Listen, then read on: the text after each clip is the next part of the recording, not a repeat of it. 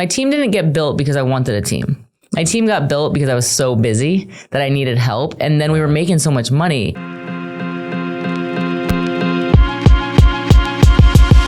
So I've got Lauren Rosin with the Rosin team, mega team at EXP, right? Yeah, thank you for having me. All right, New York girl. Yes. You know, it's funny.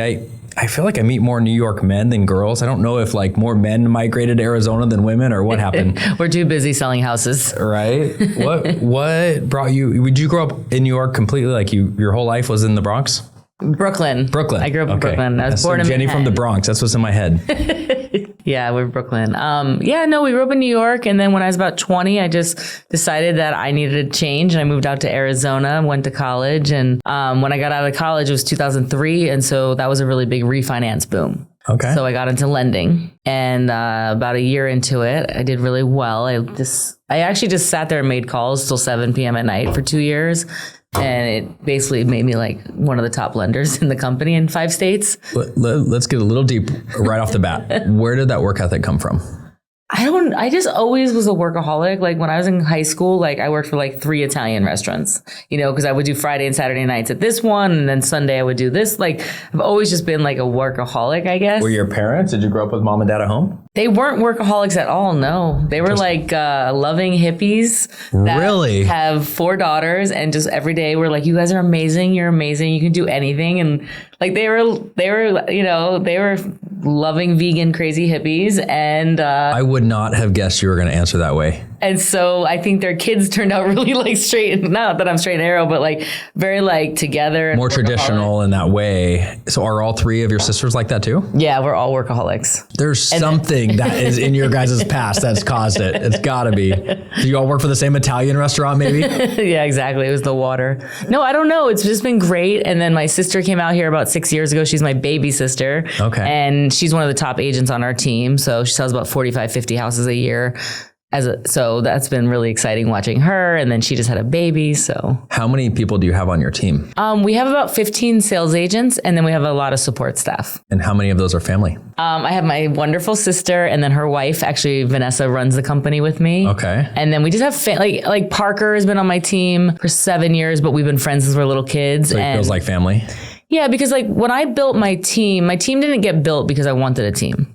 My team got built because I was so busy that I needed help. And then we were making so much money. I started doing the auctions in 2009 and flipping really heavy. Yeah. And doing like just buying properties and flipping them and assigning them and wholesaling. And so like I was so busy, I was like, hey, Parker, get out here, help me. And so he did a flip. And then he's like, oh, I want to be a realtor. So then that's why I think part of our success is like, we don't just teach people how to buy a house or sell a house. Like we want to be your realtors for life. And I want to teach you how to build your wealth through real estate, because it takes one house at a time. And nothing feels better than teaching a teacher how to become a real estate investor. So I imagine you have I'm just going to stereotype here if you don't mind, Lauren. You have a strong personality. Oftentimes people from New York do. Yes. I don't know. Maybe your sister does. Maybe Vanessa does. Maybe Parker does.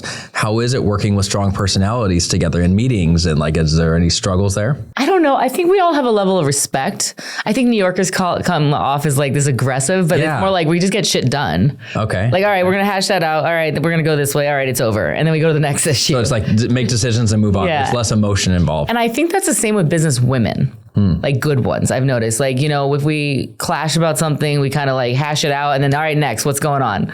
And so I think it's just a business thing too. Like you got to learn to just kind of keep going. Yeah, no, I noticed that. Like I am so anti-drama. Like I'm at a point in my career though, where like, I don't want to deal with drama. Right. I think when you're getting started, maybe you deal with it a little bit more because you have to, because you're trying to make money and you're trying to grind and you just kind of put up with it. But I don't put up with it anymore on my teams. When you're earlier on your career, you're always going to take on more things than later. Yeah. Like you're not going to fire your first client and you've closed 3 houses in your whole life, right? Like you're not at that point. But later on in life, you realize, hey, this client and I are not a good match and they really are using up a lot of my time and energy. So let me cut this client because I have other clients, right? So I think it's kind of the same thing. You'll see newer real estate teams where they let things slide, right? Or they hire the wrong people because they feel like they have to. And they feel desperate or they feel like, handcuffed to them. And I've been there. What's nice is like, as you get older and as you are in your career longer, you just learn to like remove yourself from the wrong people. And I think when you're teams is such a hot topic right now these days. It's on the podcast and everywhere people are talking about it. And it used to be so glamorous to run a team. And most people I talk to are excited for where they've gotten to that are being successful doing it. A lot of people also are, I guess half of them are like, hey, I built it, I'm there. If I started over, I probably wouldn't go the same route. And then there's a lot of people I talk to that behind the scenes when the cameras are off are saying, it's not as sexy as it sounds. We don't make as much money as you think on a team. I challenge any team lead to show me their P&L. And when I say show me your P&L, it means remove yourself. Like so many teams are dependent upon the team lead's GCI. Yeah. So even if you just treated yourself like an agent, like a top tier, and some of the money went to the business and some went to you, like then you're truly reading a P&L. And that's where I'm really challenging people right now is like, are you a team lead? Are you a good realtor? Or are you a good business owner? Like I'm a good business owner, I've learned. Like I run my company on EOS. It's a way to run a business, the book Traction or Rocket Fuel. So I've been running like that for 3 years. So we have department heads and it's helped us structure it. You got Rocks and you have IDS, you have all that. Yeah. We had a quarterly last week. So I think that's what the question is at the end of the day is like, do you really enjoy the business part of it? Or do you really enjoy the hustle and the sales? Because a lot of salespeople love that. And then you put them in like, the biggest mistake we all make as a team lead at some point is we take our top sales agent and try to make him a sales manager. And then we end up blowing that relationship. They don't make any money. They're unhappy. We're unhappy and it doesn't work. And we lost a great agent. We can't figure out what we did wrong. I know. So like, don't take your top agent and make them a sales manager, no matter what they say. I don't even let them really like mentor. I know some people have like programs where they mentor for a small fee, but I just felt it took so much time and energy away from my seasoned agents. I guess has made your team successful. And then I know you've also brought in teams under your team, or walk me through how that works with EXP and your model. Like I know you might run a different model than most EXP agents in that way. So coming from a brokerage that didn't collaborate and we were really by ourselves, I moved over to EXP and I really chose some powerful upline. I chose Jennifer Weiner as my sponsor. She runs a mega team here in town because I wanted my team to look like hers. And that was 3 years ago. And now my team kind of is looking like hers, right? Because she opened up her playbook to me because the EXP model is like that. So I was able to go, I did 60 million at West USA. And then the next year I did 120 million. So I doubled my business in 1 year of joining because I was in her network and Dan Beer and Kyle Whistle and the Fast Forward movement at EXP, which is like our group within EXP. Got it. So we're very focused on doing a shitload of business. Yeah. So we have a ton of masterminds. Every Monday at 11, we have a mastermind. It's called Agent Production. It's for all levels. It's to help agents. And it's real live agents who are in the trenches selling a lot of real estate, coaching each other. So like, is this it's a live mastermind or Zoom? Zoom. So if you guys would like to check it out, just DM me anything at Lauren Rosin, ROSIN. And how many people join those Zoom meetings? There's 600 to 1,000 people. Wow. It caps at 1,000. Is it all across the US? Yes. And Canada. What's some of the best value that's given? Oh my God. It's just like, if you're ever having the most difficult time, you get on there and like the other day I've been doing YouTube. So check me out, subscribe at Lauren Rosin. But I've been doing that and I'm like, I'm not sure on what I'm doing. So I put in a question the other day and was literally like, people came on and were like, you got to do this many hashtags and make sure you post this time of day and do this and then take the shorts. And it was like, it just made like, I got all this creativity out of my group instead of having to reinvent the wheel. Yeah, there's a lot of collaboration, it sounds like, on those calls. How long are the calls? 1 hour. An hour long, Mondays, right? 11 a.m. So shoot me a DM if you want. Is it every Monday you said? Yes. Every Monday? Even holidays. So you guys are like, we are, and that's a commitment. I think that is one thing that I've seen a lot of agents that talk the talk, but have a hard time walking the walk. And that's true when it comes to social media, when it comes to YouTube, when it comes to podcasts. It's like, are you committed to consistently doing it? Yeah. And I think going back to the teams conversation, I think this is the year of teams dissolving or being merged, or because no one's making any money. Like when you actually get down to it. They had the excuse in 2023 because there were no listings and everyone struggled. But now you really don't have the excuse anymore in 2024 because things are starting to pick up again. Exactly. So I think this is the year, and I also think the solo agent model is going to be a lot tougher. You got to realize we're going into a lot of changes with this NAR stuff. So what are you going to do? Are you going to be that listing agent that lets your sellers not offer compensation? Like, are you going to go show houses for 0.5% because you don't know how to negotiate your commission? Where personally, as soon as this went into effect that Friday, that Monday we had 100 people in my office just brainstorming and talking about what's going on with NAR. And so we are so ready for it. Like it could happen tomorrow. We know what's happening in July or August, but like it could happen tomorrow and we're ready. And we're not waiting for the state papers. Like we're creating our own programs. And so we've just been like really training our agents, whether they're on the Rosin team or in my EXP network, we're training all of them right now. The biggest roadblock to anybody's success, in my opinion, is fear. And it was interesting. I did a mastermind here the other day. It was a lunch mastermind deal. And I like to do this sometime. I had like some really cool business owners.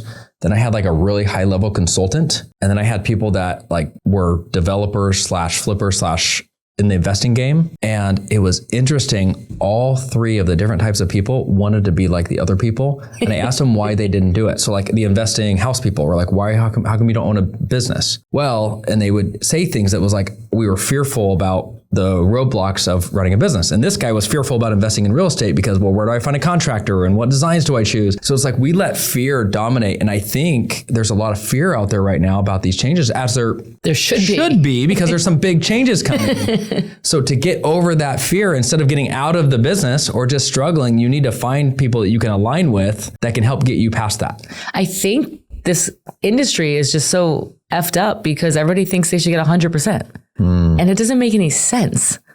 Like you own this business, right? Mm-hmm. You have photographers, you have sign installations. Rocket Lister, yes.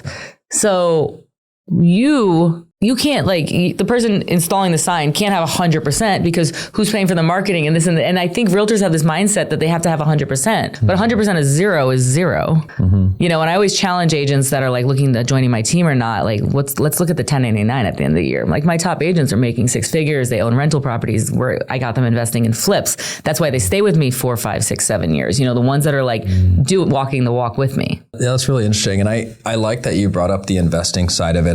That's my background. So before I purchased Rocket Lister, I flipped and bought houses for 10 years. It was roughly 11 years. My wife... You did the auction? She saw I did. She saw the writing on the wall. My story there, I got lucky. I lost my job. I was in the banking crisis, right? And I worked for a hard money lender. And it was just me and him. Who? His name was Greg Sir Mortgage. And it was a really, really good experience as a young kid. Because the advice I got, so like Bill Levine and Andrew Cohen are my mentors. They're big real estate. They're like the largest property owner in Arizona. The advice I got from Andrew was go work for somebody where you can underwrite. Underwriting and understanding values of properties is the best thing you could have as a young real estate guy. So I went as a hard money lender, I was the underwriter. So I was looking at hundreds of deals. Nonetheless, I mean, I understood why I lost my job. He wasn't lending money in 2008. Everything crashed. Yeah. Right? There was nothing. It was actually 2009 when I lost it. So we pushed through. Nonetheless, I had $40,000 in the bank and I was like, I see these guys I'm lending money to on $20,000 houses in Maryville. I'm like, I can go buy a couple of those. I got money to go buy a couple houses in Maryville. So I just started investing in 2009. That's where I bought Sounds Maryville. About where you got started right around then money too. As a waitress from Brooklyn. Like I was like, and then I was working with these lenders and these older guys and they're like, you're buying those houses. I was like, for 30 grand. And they're like, you're crazy. I was like, you're crazy not buying these. Yeah. Today it would cost 100 grand to build them and you're buying them for 30. Do you know what I mean? Like you're 70 grand less than the cost it was to build them. Yeah. That's where I bought up my little Maryville. I own the streets. That one. Yes. I still have rental properties over there, and I'm somewhat of a slumlord in some of my properties I have, but not anymore. Come on, go fix them up. we do. But I mean, some of the houses we bought were 10,000, 11,000. Like they needed work. Oh yeah, and then 2013, we all got like money for roofs and ACs. Remember that? Yeah, because there was a hailstorm. And some of that was luck, but there are deals in every market. I'm flipping right now. Yeah, I mean, there's just I'm doing subject twos. I love that. So walk people through. I mean, I obviously know what it is, but walk people through what that means. A subject to is when you take over someone's initial financing at their interest rate, because people have a low interest rates. You see this in commercial real estate for years. Mm-hmm. It's just kind of getting more common in the residential world. So if somebody say they owe more than their house is worth, but they need a move, like what do? You really don't have a choice. You list the home, you lose 60, 70, 100 grand. You rent short it. Short sales are such a pain in the butt. Yeah, right? Short sales not good for your credit. You have to pay taxes on the difference anyways. So I just realized that if I could I have some sellers right now that I'm teaching them how to be the bank. Let me give you one example. A house in Maricopa City. So house is worth what they paid. They don't want to live there. They're upset they're in the area. So if they sell, they're gonna lose 80 grand. If they rent, they're gonna negative 500 a month. But if they offer it for seller financing and be the bank, they're gonna get 20% down up front. So that's cash for a new down payment. So you're talking 120 grand. Yeah. Plus the cash flow came out to 1,200 a month. Wow. And by doing seller financing, you're wrapping the mortgage. You're not the owner. So you're not the landlord, you're the bank. So you don't pay for HOA, toilets. Nothing, right? And so what's nice about those is that in Arizona, we can do performance deeds. So I'm not even transferring title, which is not triggering the due on sale clauses. Interesting. So, and that's a performance deed. So you bring in a third party servicer and they pay for it. Is it a land trust or what? It basically could be a land deed. Yes. Okay. It's very similar. Very similar to that. Yeah. Performance note, same performance deed it's called. And then would you have to foreclose on it if something went wrong? No, in this case. Tell me about because it's not recorded. Got it. So it's like a land deed. Do you go through a title company? Yes. And then a servicing company. So they have those are you're bringing up things that people don't even know to ask, right? Because it's like realtors that think, okay, this is going to be easy. They just send me the check. Like, no, you want a servicing company to deal with the payments. You need a servicing company because you need them to send you the 1099-C so you can write off the interest at the end of the year. So many details that those people do that's worth it. Oh yeah, and the buyer pays for it. Totally. And it's about $15 a month. You're not talking, So you definitely want a servicing company. So in my case where I'm the bank, that performance deed, I sign and notarize it. That third party servicing company has it. They're instructed to record it when the loan is paid off, which is either they sell it, they refinance, or they pay it off. They have 30 years. I did not do a balloon because I'm getting 8%. Yeah. You can pay me 8% for 30 years. It's fine. So in that case, like I'm the bank. And I love that model. And so I'm helping sellers who really don't have any equity. That's like the best case scenario for them. And the reality is a good realtor will properly transfer that value knowledge to the homeowner where they feel like, holy crap, this other realtor we're interviewing doesn't care about us enough to really walk us through some of these options. Like Lauren is providing us stuff that nobody else is. I'm going to refer her to my friends and my family. Like it creates a whole domino effect. And that's how I've been so busy all these years because like before I had the team 7 years ago, like I didn't even have a CRM. It was like, oh, Lauren makes money. Call Lauren, she'll give you a deal. She'll find you an off market or something, or we'll do a rental portfolio. So that's kind of how I built my business over the years, was just making everybody money. Now it's time for you to make money. So how many rental properties do you own? I own a lot. Okay. I own a bunch. Yeah, I'm happy about that. I think, my biggest regret probably is flipping as many as I flipped, and I should have held more, but I think we can all say that. That's my biggest. I bought Danny Ainge's house in Gilbert for $430,000 on short sale.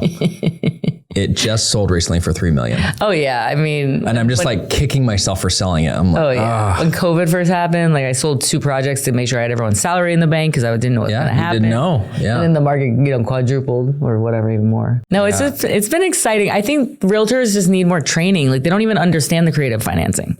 Yeah. Like at all, it like blows their mind. So that's why I personally went and did a couple myself, because if I go through it, then I really understand it. So I learned like the hiccups and what not to do. Yeah, if it's an FHA loan, like FHA title company, but people don't know that, right? FHA and VA, like the realtor's like, oh, okay, I'll just follow the steps. VA is okay. FHA, and you get yourself in trouble because there's that you have to do all different kinds of things to get around it if you wanted to. But I agree. My advice to people is don't touch FHA. I mean, I was in a lawsuit with FHA. They're not fun to be in a lawsuit with. No, don't mess with the government. I mean, it was a criminal lawsuit. You know what I mean? It wasn't like and I was fine. I ended up in the right. But like, you see what's happening in politics today. Like if somebody has a bad opinion about you, they'll figure out how to get you. I agree with that. And I think that's really cool. So you have your own team, but you also have other teams underneath you that are part of your team. Like how does that structure work? So with EXP, it's all about the network and who your sponsor is. So I have a big group below me of a couple hundred people. So we try to always do collaboration and like it's not just join EXP. It's make sure you join with the right people. It's really you're picking your business partner, right? Yeah.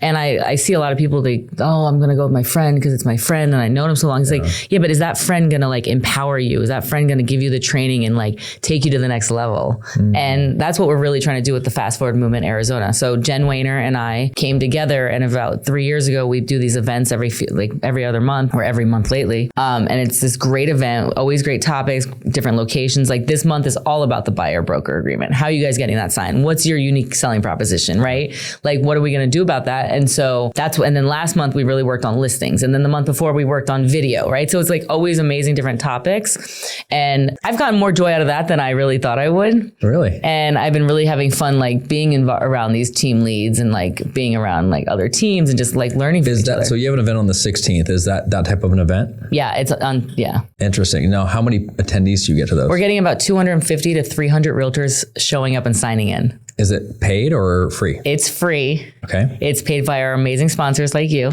Yeah. It's totally free for the agents. We are just trying to like give back or letting you have a glimpse of what being in our community would look like. And the people that have joined us in the last few years, I watched Janet and Gabby Avila's career go from like just the two of them. Now they have a team of 15. They have the Borlands, right? The Borlands. Oh my God. They're doing amazing. They just got moved to a mega team status with EXP. So now they're up to about 17 agents. So like, I don't know. It's just rewarding. And like, what EXP did was it made it less competitive with each other. It's more about collaboration because at the end of the day, like there's so many houses. There's a hot market, you know, like even like right now we're like, oh man, the market's slowing. It's like, yeah, now we have 2 months of inventory instead of 0. Right. You know, a neutral market is 7 months. You've been around long enough to know that that's okay. Yeah.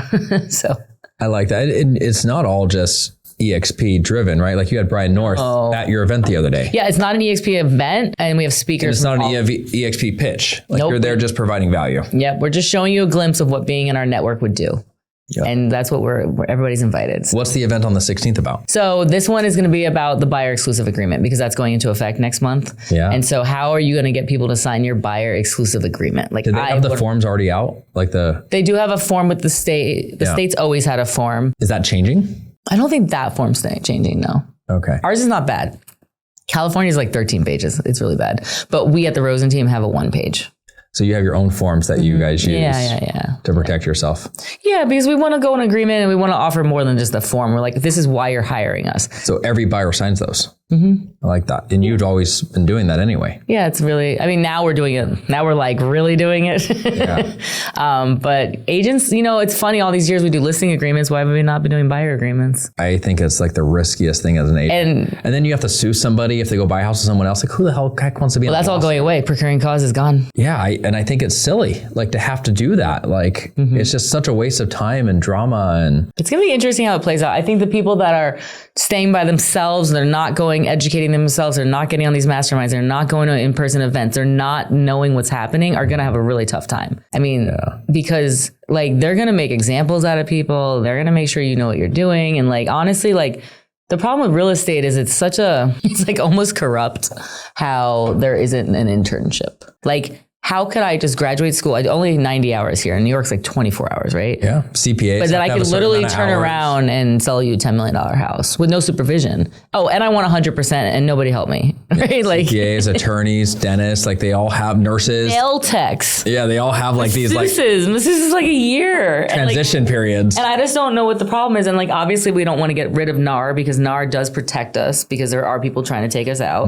But it's like at the same time, you're like, why are the requirements so low? So I run a production partner model for myself. And this is the model. If you think like, oh my God, I'm so busy and I need help, this is the model I want you to run. The production partner. Do not build a team. This is kind of like a team, but it's like a small little micro. Let's hear it. The production partner model. So basically what I did is I took an agent about a year in the business. She was showing up to meetings. She always looked professional, didn't give me a hard time, made her calls. And so I said, would you like to be my production partner? Which means you get a salary. Just think about this business. They have no money. Okay, go sell real estate, look good, drive a nice car, use up your gas, and do it. But we're not getting paid 120 days from now. Like maybe, right? And so it's so set up to fail, and I hate it. And so with this model, like I brought in this lovely woman, and now she's 25 years old, right? And so now she's on all my deals. So the way I set up the model is I do a $45,000 salary, and then she gets 5% of all my deals. Okay. And she's not on every deal. Like if I want to do a deal and then I don't want her on it. Now, obviously, I usually have her on it because she makes my life easier. But the whole point is that. But she gets experience, and now she gets her name on all that, and she gets real experience under her belt. It's not just free, like you're on my deal for nothing. It's like, no, you put in the work she's too. Taking pressure off me, which is letting me go get more business. Because I'm a rainmaker. I want to bring in the business, but I don't want to work it. I want the team to work it. And my systems and processes are very good. So I know I can put my seller, go get a seller signed up, put it through my process, and it's handled. So if I were to say, what's your superpower? What do you think that is? What character trait is your superpower? I can motivate anybody. Very motivating. Tell me more about that. I just have high energy. So I make people like just want to like go better themselves and like go like do stuff. Like everybody on my team works out and takes care of themselves, and like but we have fun. And so just always been like a high energy person, and I can basically get people to like, everyone's always obsessed with the DISC assessment and like, oh, I have a high D. It's like, yeah, you and everybody else. But do you have a high I? Like, can you talk? Are you influential? Can you talk people into things? Because that's what a high I is. Yeah. Which is probably most New Yorkers. So I've gotten to know Cassie really well on your team since we decided to partner with Rocket Lister and you guys. And I've been really, really impressed with her. So my question to you is like, where did you find a person like a Cassie, and how do you keep people like that? Like, what is it? Because everybody's looking for a Cassie or, a Vanessa or whoever, right, in your life. Like, how do you keep those kind of people in your world? I don't think you find them. I think they develop with you and then they stay with you. When Cassie came to us, she did one deal. She was scared to apply to the Rosin team. She never did a deal. She was like, she just had a baby maybe a year ago. She was having a hard time mentally with that. And like, she was a little bit broken and quiet. And so everyone says, take a ride in the car with Lauren. That's like the thing on the team. Go spend And so I was in the car with her, and she got a listing. We went and got the listing, and she got a buyer, and she's pretty good with people, right? And I was like, I look at her, I was like, dude, you're badass. Stop listen. Tell everybody what to do and stop listening to everybody like that. And she it's like, she always talks about that moment, how it like snapped in her head, and then it like that empowered her. And then all of a sudden she just was like, I was like, stop feeling sorry for yourself. Being depressed is like a mental thing. Like change your fucking mindset. Let's go. Come on. And she did. And wow. She like really just like, she's changed, and her business, like all of a sudden she was like closing deals, and cause she was a realtor on the team. And so she started closing deals, and it was like this crazy mindset shift. And I think if you take these younger people in their 20s and you really are that person that changes them, they're going to be loyal to you. They're going to stay with you. Yeah, I remember we were negotiating back and forth on some stuff. She was very like, look, I know you can figure this out. Just figure it out. Like it's just, she's got that edge to her now, which is good. And I warn people when they get hired by me, like I am short. Not just high, I'm just kidding, but like I'm short with my like emails and my texts, and like I don't always write a whole sentence, and I struggle with that too. And like so I try to put smiley face and emojis, so I tell them, but like she just gets me. So like even on the bad, like, I try not to be crazy either, obviously, but like the days that I not my best, like she kind of like gets me, and she knows it's not intentional, and you treat them good. You got to know what their love language is. Like make sure everybody does the 5 love languages. Like anybody in your life, employees especially. What's Cassie, so I know how to keep her happy? Words of affirmation for sure. Right, I'll work on. I'm sending her a text right now. Acts of service. Like she's so like if I bring her, I'll bring her a little food or a cookie. She's so happy, and just I think feeling appreciated. Right. So words of affirmation for sure. She really enjoys that. But yeah, and then she's a realtor, but she has a 2-year-old, and she's like, hey, can I just get a salary job? So she actually still sells on the side. I can't stop her. She put together a commercial deal the other day and had to get an attorney and buying the bit. I'm like, seriously? Like, so, we do mostly residential. Yeah. And so, yeah, she's been great. Vanessa was a school teacher. Okay. So, she's naturally an amazing salesperson, like sales manager, right? Yeah, she has to manipulate little kids all the time. Like literally. Well, yeah, exactly. Negotiate with 6-year-olds. Adults are harder than 6-year-olds. Yeah, I bet. So she's just been an amazing addition. So I've just been lucky to add those few people. And I'm not saying like people haven't come and gone that like hurt, Mm-hmm. It hurts less as longer you're in the business, and you learn to cut sooner. Don't get held hostage by your agent. You get hardened a little bit like that. The more you go, I just remember thinking it was the end of the world when I was first going on my career. But I also have learned to appreciate people more. I used to be a lot more transactional in my relationships. And I've just learned that, in fact, Brian Gubernick taught me this, just the idea that like the bridges you burn, you'll never know when you need those again. And just how important it is not to burn bridges with people, because you will never know how that person's going to come back into your life in a way that you wish you acted differently. It's so true. There's definitely things like in my 20s in my 20s, I was always like fighting the other realtor, and now you felt like you had to, yeah. Right. And now I'm like, wait, there's 2 families on each side. Yeah. So now it's more like, hey, how can we get this deal done? That's a maturity thing. Yeah. For sure. And that's something that I think is important to make sure that the younger generations, as we're bringing them up on our teams, understands and tell them those stories. Like, I used to be like this, but I'm like this because it's better. And here's why. And here's how much more business I get out of it. And you never know, like that realtor that you're fighting with, like what happens when they're thinking of joining your team and then they realize you're on it and they're like, oh crap, never mind. I know, you just don't know. And so keeping it positive. Well, you are on the Real Estate Is show. Have you thought about what your words are? Real estate is wealth building. Well, that's our mission statement. Where did that come from? That's like our mission statement at the Rosin team, is that we help our clients build wealth through real estate. and we have fun while doing it. So I think like my thing as a team lead is if I teach my agents how to build their wealth through real estate, then they can teach their clients how to build their wealth in real estate. And now the clients are lifelong. I'm not transactional. I'm not like every like clients. I want to be like, when I meet a client for the first time, I talk about their 5th deal we're going to do together. Yeah. I've already put in their head that I'm a realtor. Yeah. One thing that I think setting you apart, Lauren, from other people that I've kind of talked about how important real estate is from an investing perspective. I assume when you said wealth building that it was going to be more about just you or your team, which I know it is, but you also take that to the client side. And help the clients learn how to build wealth. Yep, that's the most important. So I do it. If we're doing it if my agents are doing it and then now they're talking about it and now they know how to help their agents. And then we talk about tax strategy. You have other agents that are so focused on the customer, they forget about their own wealth building. Or they're so focused. Yes, I've seen that a lot. Right? I can't believe that's the other side. Some REO agents, I'm like, why are you working? You should have got retired back then. Yeah. You got all the inside deals. Right? You knew the value of these things. You knew someone was getting a deal. like you didn't have anybody to sell that to.